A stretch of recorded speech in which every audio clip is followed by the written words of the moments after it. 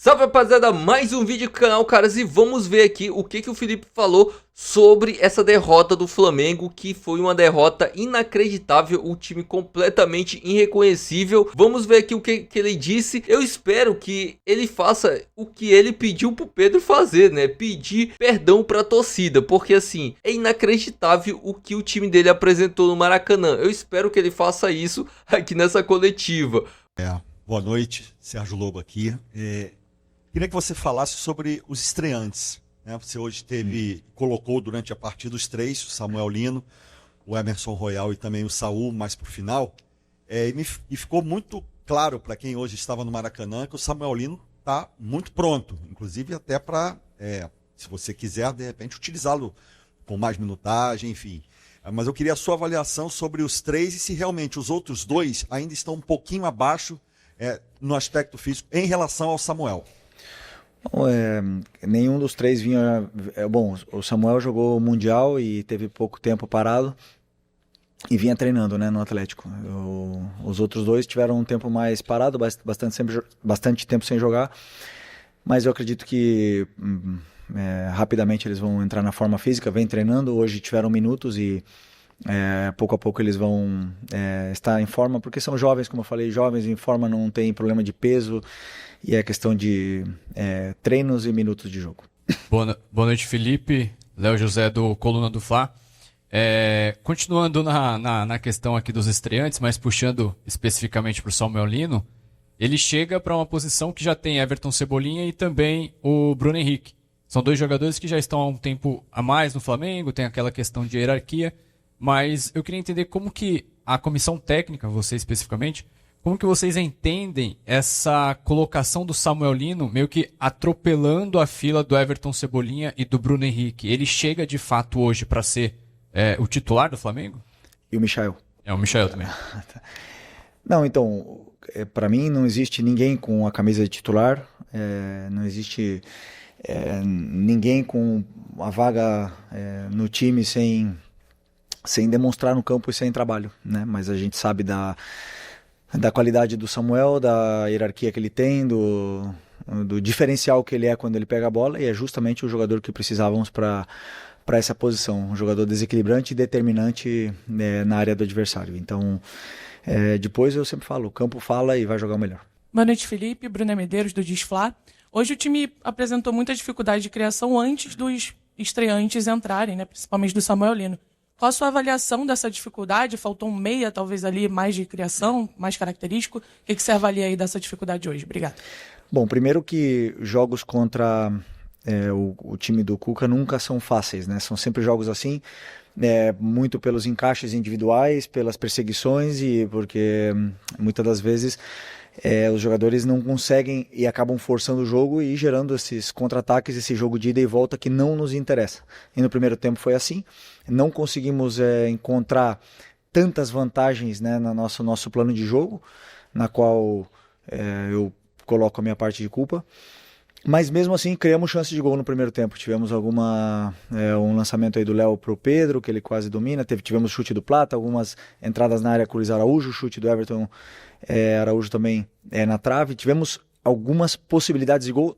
Talvez eu me atrevo a dizer até mais que no jogo anterior, por mais que o jogo tenha sido pior, né? Porque para mim hoje o jogo foi muito ruim, não, mas foi pior do que normal na fase defensiva nossa, né? Então isso sim que nós temos que corrigir e melhorar para o jogo de volta. Como eu falei, tá tudo em aberto, mas no segundo tempo já melhoramos bastante, conseguimos criar essas chances, desmontar um pouco mais essa defesa deles para poder chegar na área do adversário. Felipe, tudo bem? Boa noite. Gabriel Orfa, canal Paparazzo Rubro Negro e Revista Placar. Felipe, desde o começo do ano muito se falou sobre uma possível prioridade ao Campeonato Brasileiro, né? Depois da derrota para o Central Córdoba, você falou que isso não é verdade. E eu queria saber como é que você enxerga agora a situação desse jogo de volta na Copa do Brasil, porque o Flamengo está na liderança do Brasileiro, brigando na parte de cima da tabela. Tem agora um jogo difícil contra o Ceará, uma viagem longa, talvez muito desgastante. Depois vai para Minas para a Copa do Brasil. Como é que você enxerga esse jogo? se você pretende ir com força máxima tanto contra o Ceará quanto contra o Galo. E também se você puder falar, aproveitando também, sobre os reforços nessa janela, se você já teve 4 e você teve um retorno também do Vitor Hugo. Quero saber se você pretende utilizar o Vitor Hugo em algum momento. Eu já até esqueci a primeira. A primeira é do... Ah, ok. Não, é bom. Como a gente já falou, Brasileiro e Libertadores sim que são prioridades, mas eu entrei hoje para ganhar. Com o time que entrou no campo, foi um time montado para vencer. Da mesma forma que o jogo do Ceará, vou preparado para vencer, com as peças que eu acredito que são as melhores para poder vencer o jogo. E depois na volta, claro que vamos para tentar reverter, como eu bem falei antes numa pergunta de um companheiro teu, e para mim, na minha opinião, está totalmente aberta. Sabemos que é difícil jogar no estádio do adversário, mas da mesma forma que eles venceram aqui, a gente pode vencer lá. No lance do gol, né, o Atlético fechou as linhas de passe, o Flamengo trocou passe dentro da área, resultou de um erro, o Coelho fez o único gol da partida.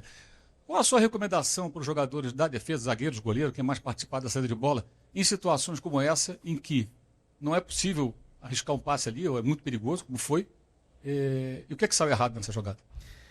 Bom, eu não vi ela toda ainda, mas eu sei como é que o Atlético pressionava e sei como é que eram as soluções, né? Então, essa nossa saída de bola, ela nos deu tanto sucesso até agora, a gente saiu jogando de várias formas diferentes, contra várias pressões diferentes, e hoje aconteceu o primeiro erro, talvez, de saída de bola, que tenha acontecido o gol, na qual eu peço para os meus jogadores fazer isso, eu peço para eles saírem jogando, e eu sei do risco que existe, e algum dia iria acontecer, foi hoje, infelizmente. Então, a única coisa que eu quero é que eles não parem de tentar de sair jogando, porque eu acredito que no futebol dessa forma, essa é a minha ideia, e eles assumiram e entenderam bem o que eu quero e o que eu espero, né? Nessa saída da pressão, eu acredito que foi um passe onde o Léo não contava com que tinha um jogador esperando, não sei se era o Coelho, né, que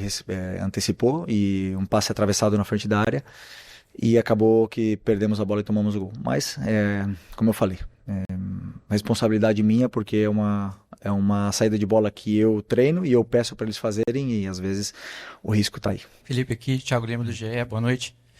Felipe, eu queria te perguntar em relação ao Luiz Araújo, que a gente viu hoje é um jogador que não foi bem na minha avaliação, e ele estava na esquerda, você encaixou o Matheus Gonçalves na direita, né, para ele poder jogar ali, e você puxou o Luiz para a esquerda. A gente já viu você fazer isso outras vezes.